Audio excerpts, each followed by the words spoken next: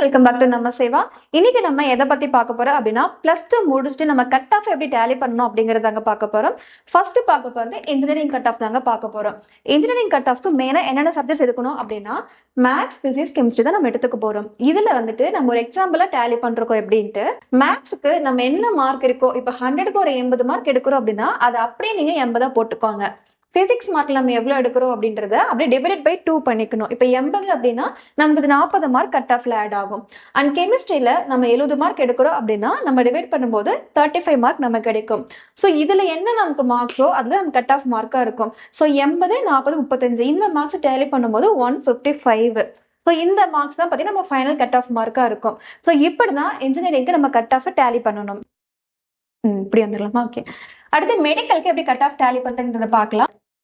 So medical பொறுத்த வரைக்கும் main subjects என்ன அப்படின்னு பார்த்தோம்னா பயாலஜி, பிசிக்ஸ், கெமிஸ்ட்ரி தான் எடுத்துக்க போறோம். இதுல பார்த்தீங்கன்னா பயாலஜி மார்க் என்ன இருக்கோ அது அப்படியே கட் ஆஃப்ல ஆட் ஆகும். இப்போ 90 மார்க் இருந்தாலும் 90 மார்க் அப்படியே கட் ஆஃப்ல ஆட் பண்ணிக்கணும். அடுத்து பிசிக்ஸ் மார்க்கை பொறுத்த வரைக்கும் 85 மார்க் இருக்குன்னா ஆஸ் யூஷுவல் நம்ம எப்படி டிவைட் பண்ணுமோ அதே மாதிரி டிவைட் பண்ணிட்டு போட்டுக்கணும். இப்போ 85னா 42.5 மார்க் நமக்கு வந்துடும். இப்போ கெமிஸ்ட்ரியில 75 இருக்கு அப்படின்னா 37.5 நமக்கு வரும். ஸோ இந்த மார்க்ஸ் டேலி பண்ணும்போது 170 நமக்கு கிடைக்குதுன்னா இதுதான் நமக்கு மெடிக்கல் கட் ஆஃபா இருக்கும்.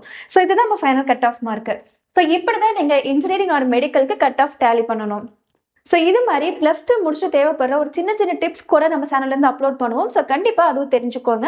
உங்களுக்கு வேற ஏதாவது இன்ஃபர்மேஷன் தேவைப்படுதுனாலுமே கமெண்ட்ல சொல்லுங்க, அதுவும் பண்ணிடலாம். தேங்க்ஸ் ஃபார் வாட்சிங்.